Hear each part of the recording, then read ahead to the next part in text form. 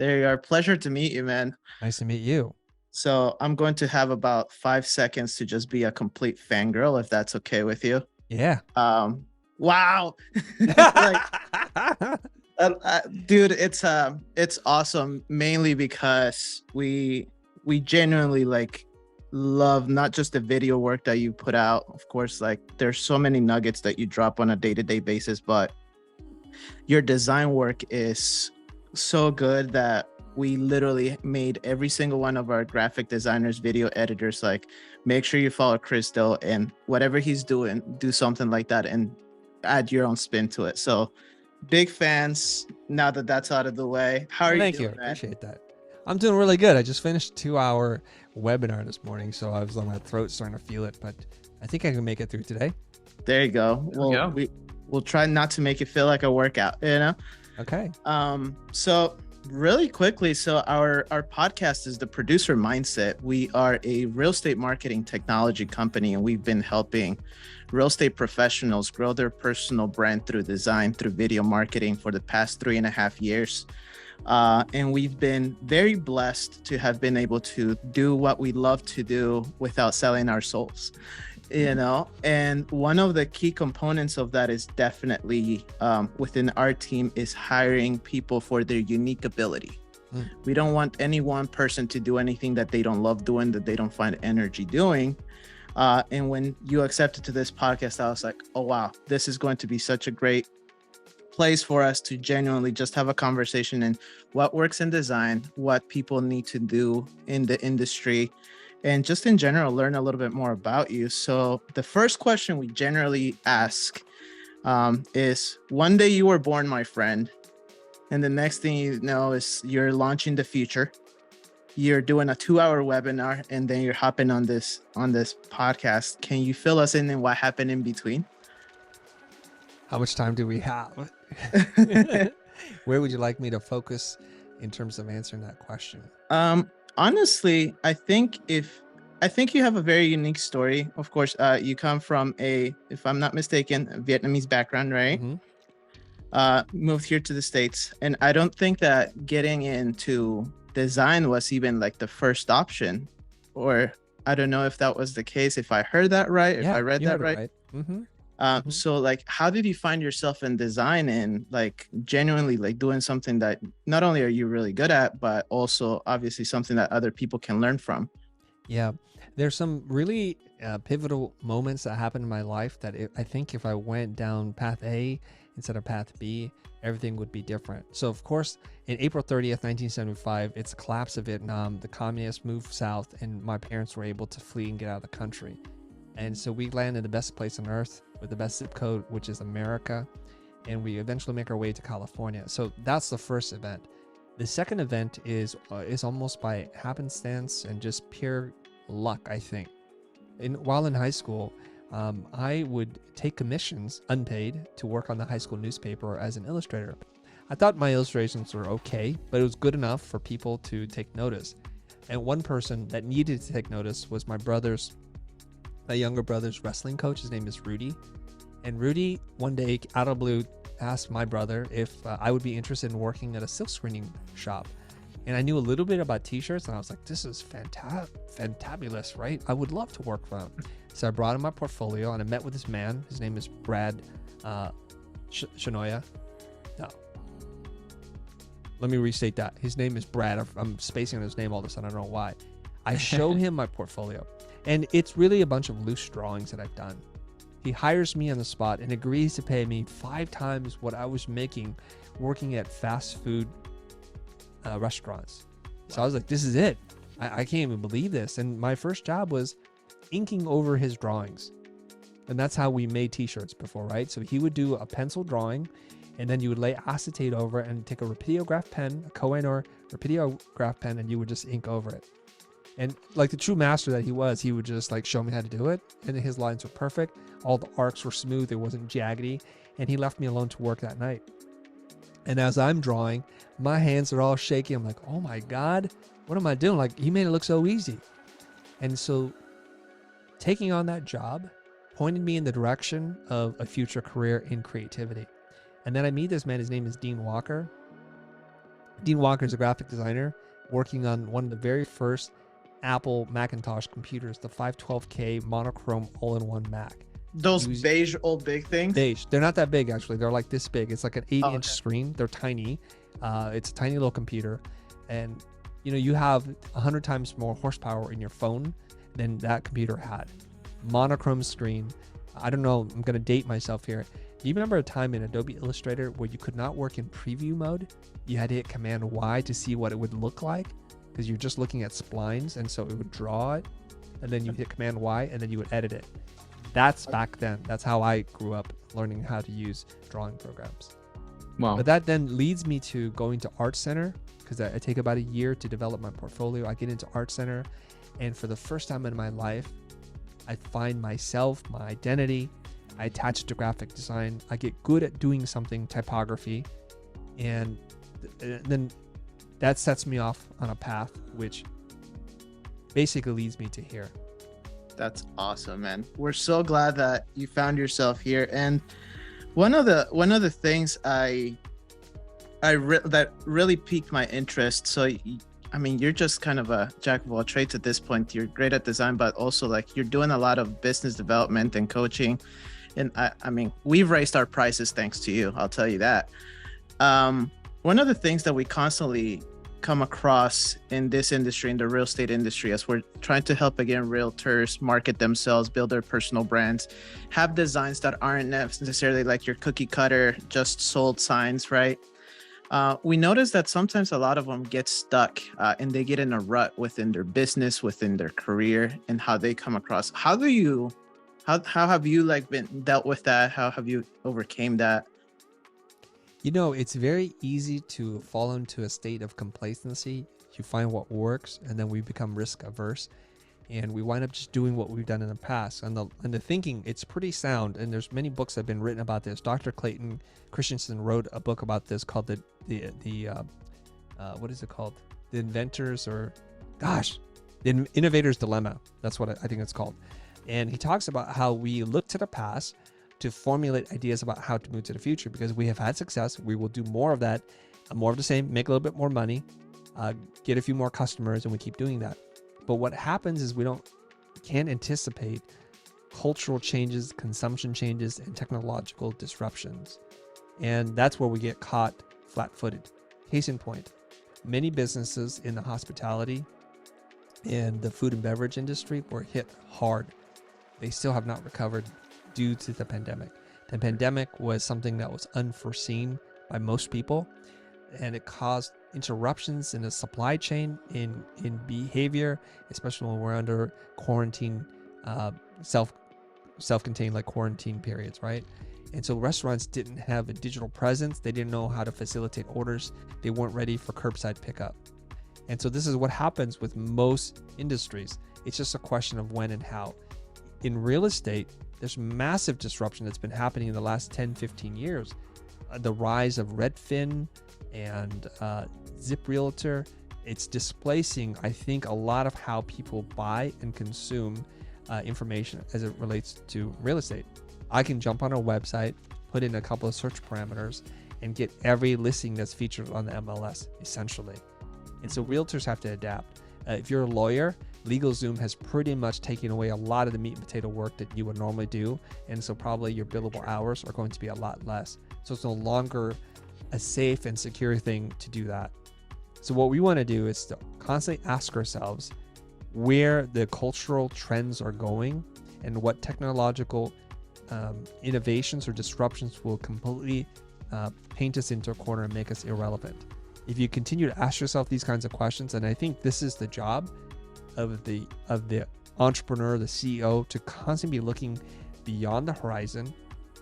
And the only way you can do that is to stop looking down at the work and looking across the horizon so you can see what's coming. Love that, man. Love that.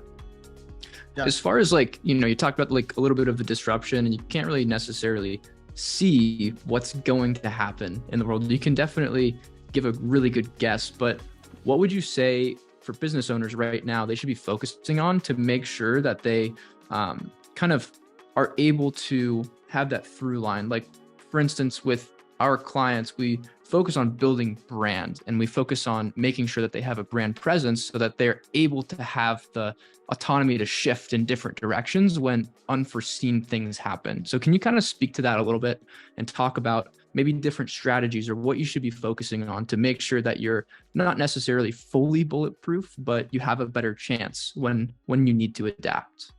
Yeah, if you kind of look at the way fish behave or birds, you know how they swim in schools or they fly in groups, right? What's happening is the ones on the edges, the one that are most vulnerable as they're swimming through the water, can alert the rest of the fish as to a predator or some danger that's coming. And so we have to be mindful of those edge cases. So what we do is we can look at people that are younger than us and see what their patterns of consumption behavior are, or people who are at the bleeding edge of innovation to see what they encounter. And that way we can move pretty quickly. I think history, as told by the winners of what has happened, almost always rewards the people who are the most sensitive to what's going on and can adapt and move really quickly and be agile. So let's bring this into one other thing, like a mindset thing. Most of us can actually see, maybe not 5 or 10 or 15 years into the future, but we can see the trend lines. We can. We choose to not to see them. The reason why is we have developed attachment to what we're doing today, to our title, to the category in which we compete in, to the services we provide, and to the prices which we charge. We hold on to that because the unknown is so scary for us. Like, for an example, right now for me, when we were making commercials and music videos for a living, getting paid mid 6 figures, sometimes $1 million, everybody in the company was drunk with success. They love the fact that we're working with the top Madison Avenue agencies, winning all the awards, working with the biggest brands in the world. And so when change came, they could not see it because they chose not to see it because of their attachment to their identity. And so we're talking about branding, right? So they're attached to their identity. So we're talking about how they see themselves. Yeah. And so what I saw immediately was Netflix, streaming services, and YouTube were changing the way that we were watching and consuming content. Advertising only works if someone's watching commercial television, because everywhere else it's either ad-free or we can skip past ads pretty easily. So I come to my team, my executive management team. I'm like, this is a dangerous business for us to be in. I'm already seeing it. And they would tell me, Chris, it's not happening. And so we'll ask every young person here, how many of them have cable or satellite? How many of them are actually watching TV? And no hands went up. So I'm looking at our industry. I'm seeing what's happening, the through lines. I'm asking the young people what they're doing, because what they do ultimately will impact us. And I told them, we need to figure out a different line of work, because this is going to become increasingly competitive. The budgets are going to come down, and there are going to be fewer opportunities for us to excel. And they kept saying, it's not going to happen. It's not going to happen. You're just overreacting to what's going on. But I'm like those edge case fish, and I'm swimming along the edge and I can see what's happening. I don't have this kind of attachment because I practice mindful detachment. I'm not in love with anything except for what works. And so what's happening with Blind as an agency continues on while I'm building this new company called The Future, which is a content platform and an education company. And you know what happens? As our revenues go down from one company, our revenues go up from another company, and we do a massive shift. Of course, not everybody that was there in the old days made the jump, because they just weren't willing to let go of something they inherently knew wasn't working anymore. Wow. So the first thing that you need to do is say, how do I define myself? What is it that I do? Guy Kawasaki has an excellent talk, like the top 10 things innovators or something like that. He says, you can look at innovation like this. He talks about this, right? He says that if you look at the ice business, like Ice 1.0 was Bubba and Junior going out to the lake when it's frozen over, and they would use saws and sleds and horses to cut out massive blocks of ice. This is a real business. This is how people were able to preserve their food. And so they would just sell blocks of ice. He says the problem is, if you ask Bubba and Junior what they wanted, they would ask for a bigger horse, or faster or stronger horse, and a bigger sled. And then Ice 2.0 comes out and completely disrupts Ice 1.0. Ice 2.0 is where they invent refrigeration units, and they have these giant warehouses when they would pump the water in from the lake, and they would freeze the ice, and they would ship the blocks of ice and deliver that to customers. Why was Ice 2.0 superior to Ice 1.0? Well, they didn't have to depend on the weather. They could produce ice year round. So it's very, very predictable as long as they had a consistent source of water. So everything's going great. But then Ice 3.0 comes out and completely destroys Ice 2.0. What is Ice 3.0? Well, personal refrigeration and freezer devices. And so they wipe out Ice 2.0.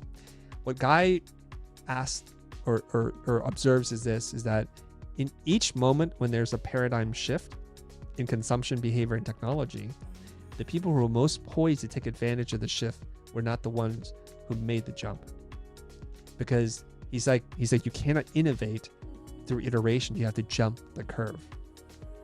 And your identity is really important here. So Ice 1.0, if you ask them what you did, what would they say? We cut blocks of ice and sell it to you. So they could not see potential opportunities. Ice 2.0 is like, we are a warehouse and we freeze ice. So we're in the ice delivery business, ice manufacturing, ice delivery. The first one was ice collection and delivery. So company number 3 is in the personal refrigeration business. They too will be disrupted because of the way they describe themselves.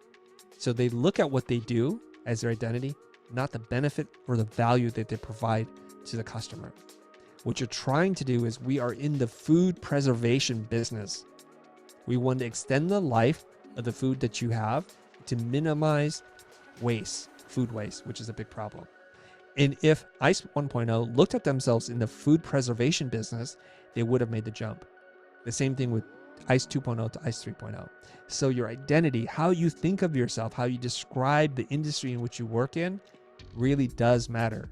Relating it back to our story, we described ourselves in the past as a motion, design, production, and post-production company. So if it wasn't motion, it wasn't for TV commercials or music videos, we could not see it. And that's where we were stuck. And one day my business coach, Keir McLaren, he comes in, he's like, aren't we in the image making business? Someone needs an image. We know how to do that, whether it's print, billboard, static, interactive, sequential, nonlinear, it doesn't really matter. That's what we do, isn't it? And so that expanded the opportunities we looked for. It changed our own identity and allowed us to do brand strategy, to do direct-to-consumer marketing, to do B2B business and B2C. And then ultimately, we had to do one more change. The greatest and probably the final evolution of how I see myself, our identity and branding is this. We are educators and a media company. And you all don't realize this. All of you are media companies. You just haven't woken up to that fact yet. I love that, man. Fantastic. And it's one of the things that we tell, for example, with like real estate agents, loan officers that work with us, is you're a media company enabling mortgage services, real estate services. But some of them, to your point, they're still in the 1.0, 2.0 version of themselves. At which point for you particularly, did you decide or realize that starting to do video was something that you needed to implement, not just for your business, but for your personal brand? How did that come about? Well, initially I was dead set against creating content for YouTube, because what I saw on YouTube, and it's just me being a little bit arrogant and dismissive, and also being attached to what it is that we do. My friend Jose Caballé invited me to make videos with him in 2014. And I was like, I don't want to do that. There's a bunch of kids and it's just stupid content from amateurs who don't know what they're doing, right? So I dismissed the platform. I didn't look at it for the opportunity that it was, which is the world's second greatest search engine. And you can do something that you aren't easily able to do elsewhere, which is to distribute and publish your intellectual property, your ideas, your thinking on a one-to-many scale in a way that hasn't been available to humanity prior to this moment in time. So I looked at examples of what other people are doing to determine the opportunity, the potential, versus looking at the platform as the opportunity potential and saying, I could do something different that's going to help me build my business. And so I was reluctant to get into it.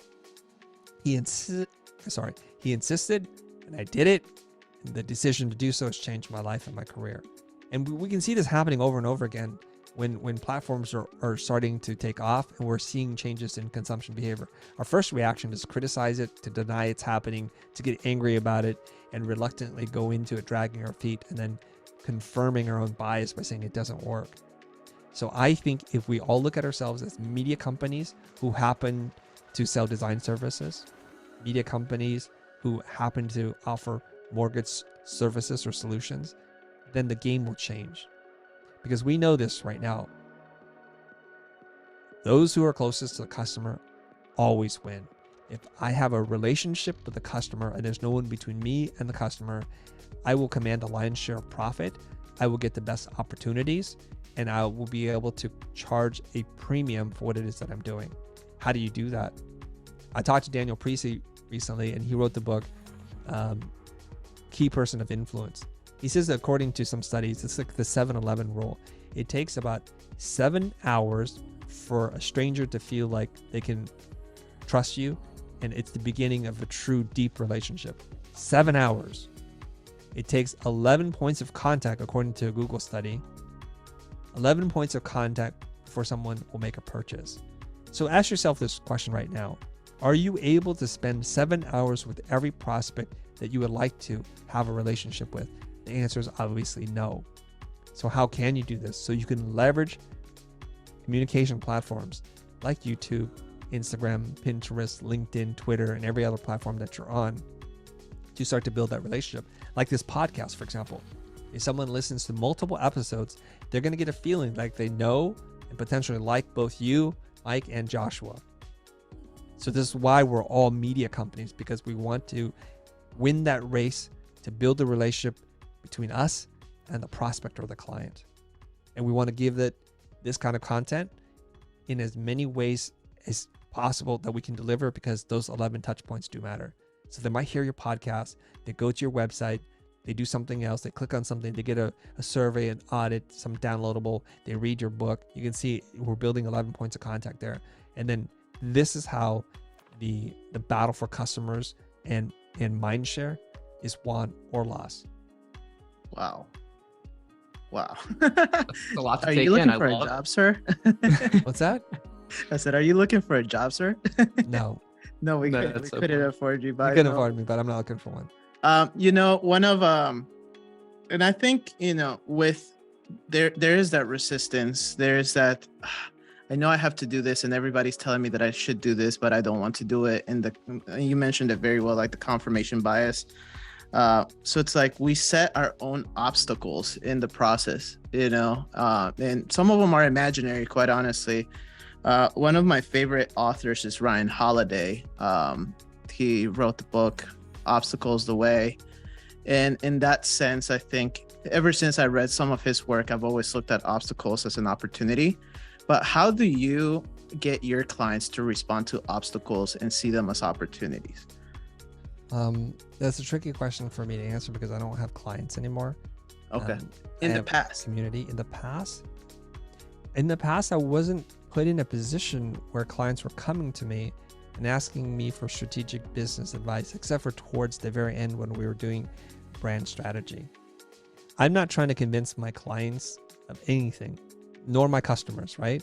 I want to help them gain clarity around the problem that they have, which is no easy feat.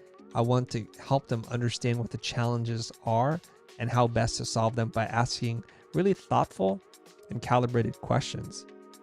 And in doing so, I help them get a clear picture of what the goal is and how to achieve that goal.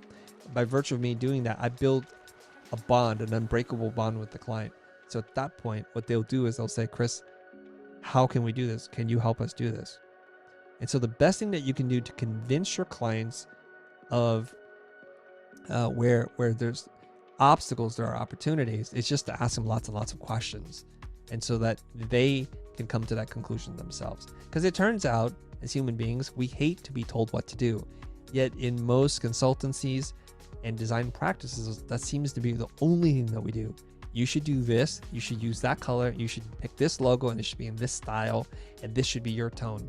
Instead of saying what tone feels the most appropriate for you to speak and connect to your ideal customer types, and what challenges would they have around working with you, and how would we overcome those things? Where do we see changing customer behavior that we might want to get on top of, and how are we preparing for that moment today?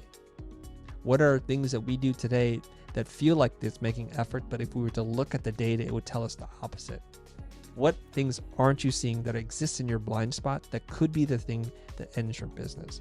We need to ask questions like that. And then we listen and we connect dots with our clients, not for them. So we do this together in an open and collaborative way. So we arrive together at the most logical conclusion that has the highest percentage of success. I'm not in the convincing business. I'm in the clarity business. That's amazing. I love that. That's fantastic. Very clarifying. Asking the right questions, helping them come to the conclusion.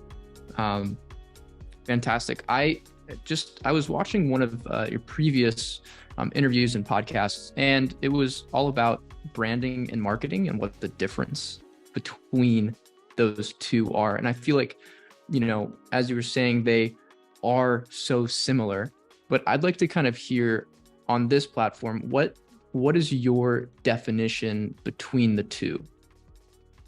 My friend Annalie Hansen has written some pretty good Instagram posts about this. I should probably pull it up.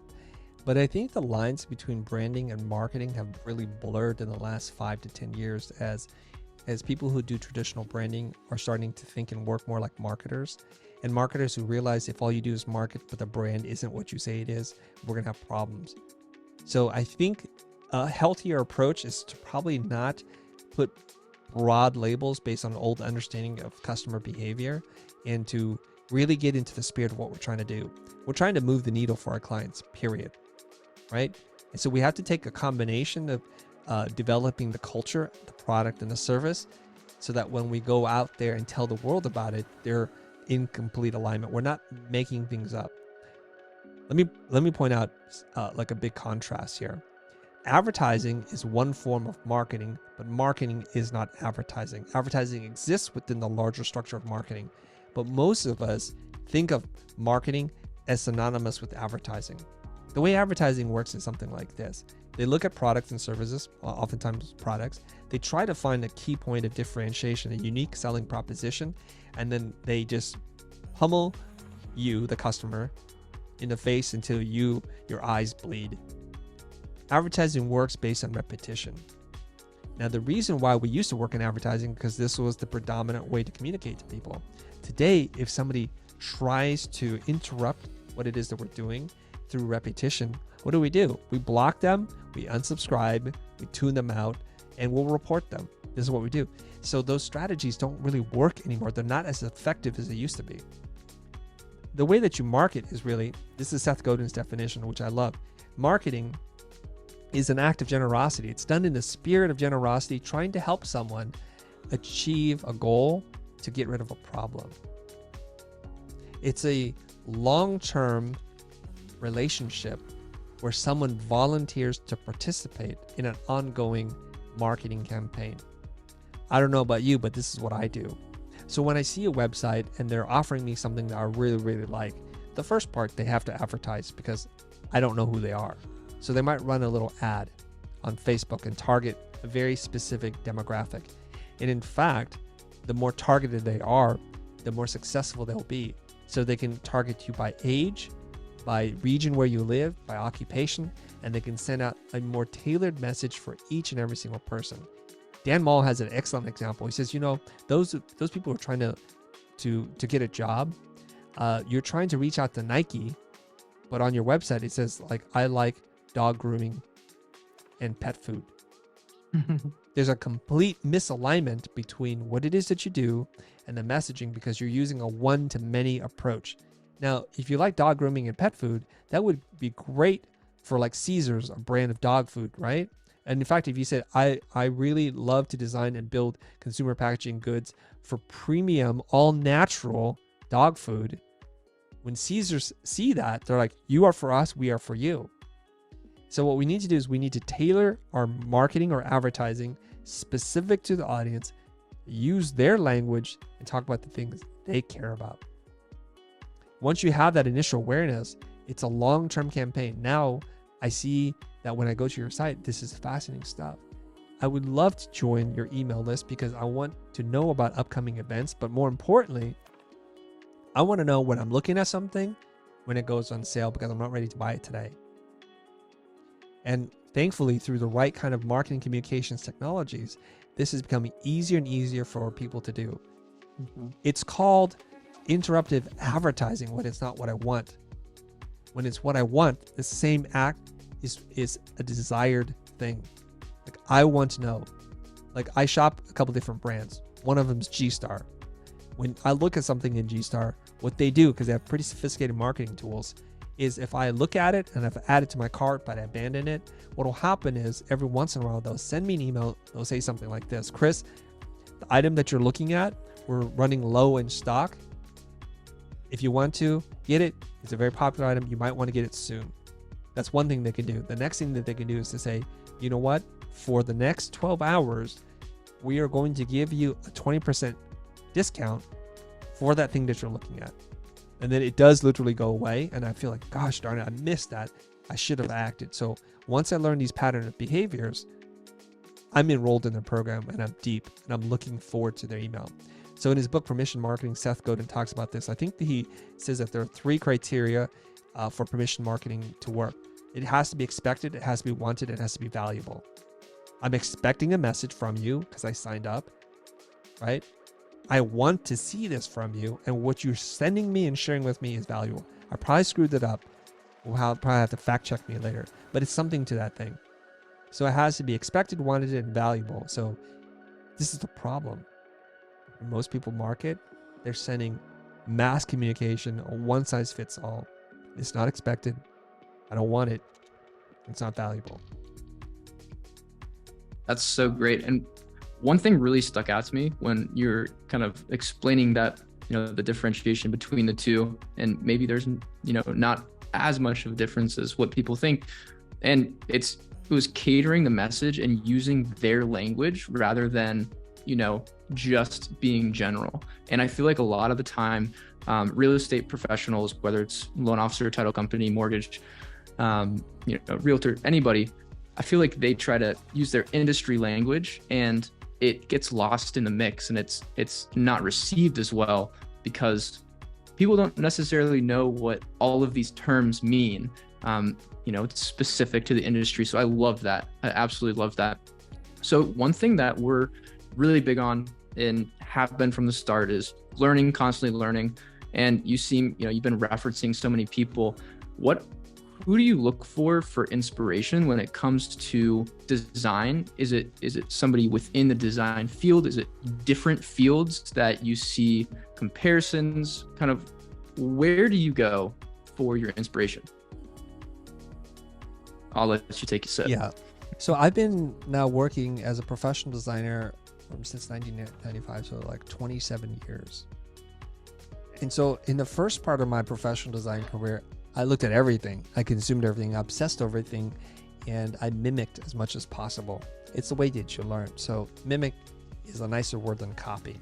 I didn't literally copy, but if they use that color, that typeface, and those kinds of little design details, I would do something very, very similar. And then later on, I realized that there's no way to be in the world to be a poor copy of someone that you look up to. So you start to synthesize the many things that you've been referencing and copying, and you develop your own kind of language. And sometimes you can skew between, or you can shift between one source of inspiration and the other, or be this perfect blend in between. And the people who are able to mash up different sources of inspiration tend to get credited with being the most original.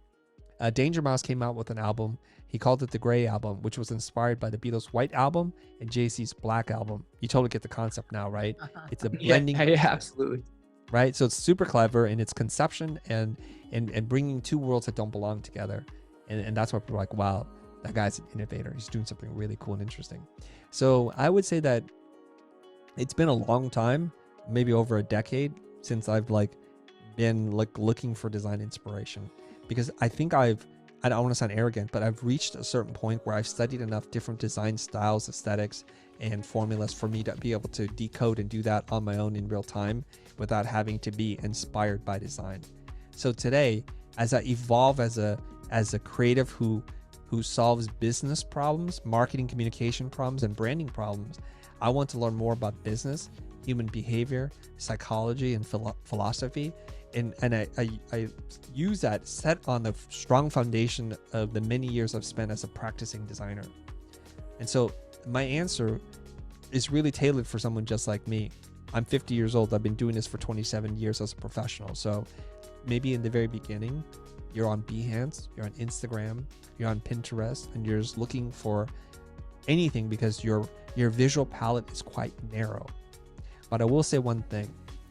If you want to be better at almost everything in life, you have to learn how to notice things, how to be an explorer of the world and pay attention to stuff.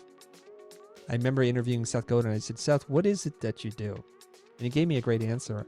He says, I pay attention to things. This is what I do.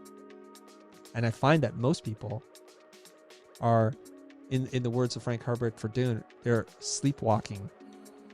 So the sleeper must awaken. They're going through their day-to-day, not paying attention to anything. You know, the interesting thing is when I travel, or even when I'm just going out on an urban hike with my wife, we'll be talking, and I'll just say, give me a second. I whip out my phone. It's not to check messages because I see something that's really inspirational. And on a particular walk, we've done many times, we chose to walk on a different side of the street. I noticed there was a crack or a patch of cement missing from the sidewalk. And in its shape, it looked like a very interesting silhouette of a baby elephant standing up on 2 feet. I took a picture of that. My wife said, what are you doing? And I show her the picture. She goes, you always have this eye to find these things. So there is beauty in things that are not beautiful. There's great design in things that were not designed. And I think if we want to be more original, we should look towards these sources of inspiration versus what everyone else is looking at. Almost by definition, you can see that. If we all look at the same source material and sample from that, how can we all be different? We can't, because we're just being more of the same. We're just regurgitating the inputs that we've gathered. So if you want to be inspired and do something different, find different inputs. My professor at Art Center, Lou Danziger, would say the fastest way to change your style is to change the tools in which you use. If you use a brush, the strokes that you can create are different. If you use a mechanical pencil, the lines in which you draw will be different. So use a stick. Use something unconventional. So if we want to change the way we think, we have to change the tool of our mind. We have to look for different things. That's so powerful. That kind of reminds me of the times when I purposely drive a separate way or a different way to the office because it just kind of formulates a different pattern in my brain and I get more creative. I have more energy. So most definitely. And along the lines of everything that you've mentioned so far, one of the questions that I wanted to ask selfishly for our design team, particularly, so they are based out of Colombia. And our main goal is to grow and nurture a team of creatives out of third world countries to help their economies and also help them elevate who they are as people and individuals. How do you constantly nurture your creativity through the day-to-day work? We work in a very demanding field where we're turning around designs almost by the week, by the day. So how would you consistently or constantly just nurture your creativity and continue to, like, again, go beyond those boundaries where sometimes you get creative's block, you name it? Yeah. Do you drive an electric car? I do. Okay. So what happens in that car if you don't charge it up? It doesn't go. It doesn't go. And the same thing is with the creative mind. I think we sometimes as employers, as bosses or managers, think that it's a fountain and you turn on a spigot and just creativity flows all the time. But that well will eventually run dry. And the best way I know how to prevent that from happening is to design within the work process moments of reflection and non-work.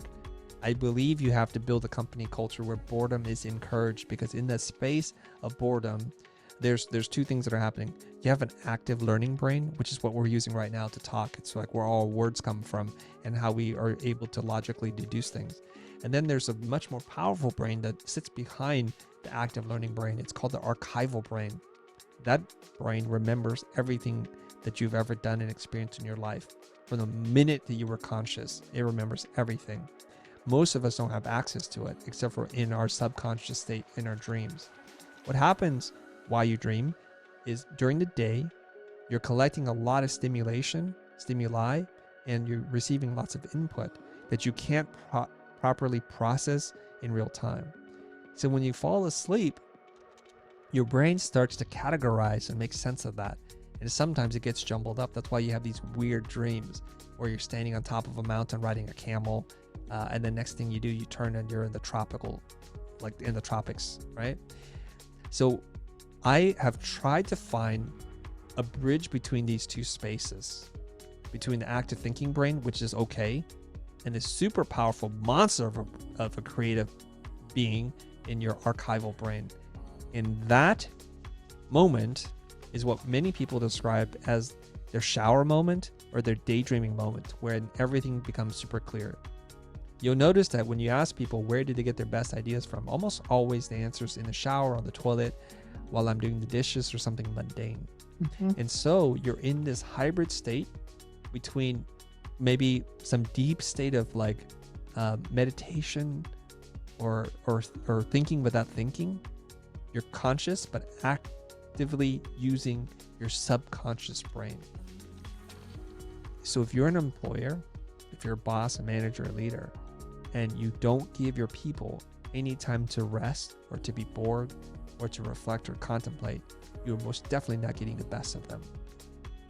And so when we were running an office, when we were running a design studio, we had a loft area with a couch and a blanket and dark rooms for people just to nap. And I didn't look down upon them for doing that at all. I'm like, if you're tired, go up there. I don't care what time of day it is. Rest up, because you're not good to me right now as a creative human, just running ragged. So we have to learn as leaders to protect creative people from themselves, because creative people find so much joy in doing work that they never stop to think, I need to rest. So number one, build moments for boredom and get some rest. Number two, replenish the cells of your brain by getting new inputs that don't come from the normal sources. I appreciate that so much. And honestly, it's like just one of those things where I think about our designers, and sometimes they're like constantly seeking perfection. I think it's a thing in the design world where like you want perfection. But most definitely, I mean, the times when I'm most bored, it's typically when I end up talking to my phone and say, hey, remind me of this, please, because it's been a good idea, a great idea. So that's very useful and I'm grateful for that. Josh, do you have any other questions? Any parting questions? I don't think so. No, I don't think so. I have one last one. So part of what we do is, as I've mentioned, we help our clients with video marketing, with design work, and we distribute this for them. But a big component of it is a lot of them just come with their brokerages. You've heard of like the Keller Williamses, the Compasses of the world. They come with that branding and they don't have a unique branding identity to themselves. And part of what we service them with initially when they start with us is helping them with that branding identity. So this might be off the wall and you can say no if you want to, but I'd love to show you one of our branding kits and for you to just obliterate it if you must. Yeah, I can't do that. I'm sorry. All good. Yeah. My brain's a little fried, to be honest, and I don't have that energy to like look at work and critique it, and I'm not in the business of blasting people either. So I appreciate it. Yeah. No worries, man. Well, with that being said, we really appreciate everything that you have mentioned today. I think there's a lot that not just real estate professionals, but business owners and entrepreneurs, as well as creatives, will be able to take away from this. Once again, Chris, I'm a big fan. Appreciate your work 1,000,000%, and keep going. I can't wait to see once you reach 1 billion people under the future. That's a great big mission. How did you come up with that, by the way? Why 1 billion? Well, I like big numbers, and 1 million seems too easy. I mean, right now, we can't look at it this way, but if you just look at it, we're about to cross 2 million subscribers on YouTube. I have about 850,000 people who follow me on Instagram, almost 400,000 on LinkedIn, and 100 or no, how many do I don't know how many followers I have on Twitter.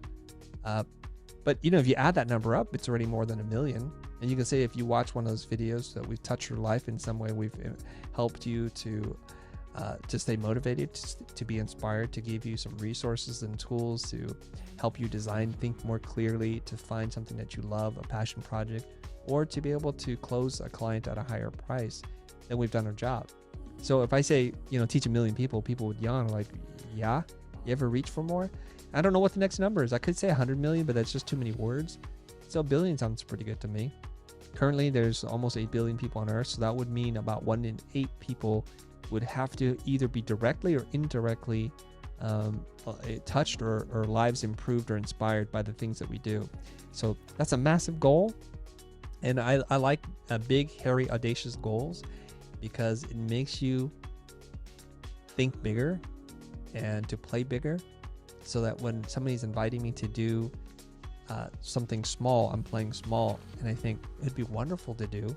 However, it's not going to get me very close to my billion mission. So when people want me to go to do a talk for 5 people, I just don't know if that's going to get me closer to my goal. And so I have to use that as a decisional filter, and that's why I have that goal. That's amazing. Thank you so much, Chris. Really appreciate you. And everybody can find you at Chris Doe on most platforms, right? At the Chris Doe, and Doe spelled D-O, on almost every social platform, because I am in the media business. As I say, all of you are. You just haven't realized it yet. And the company is called The Future. So if you go to thefuture.com, you can find everything you need to know about us. The Future is spelled without an E. It's F-U-T-U-R. Thank you very much, man. Really appreciate your time. My pleasure, man. Thanks. Thank you. Take care.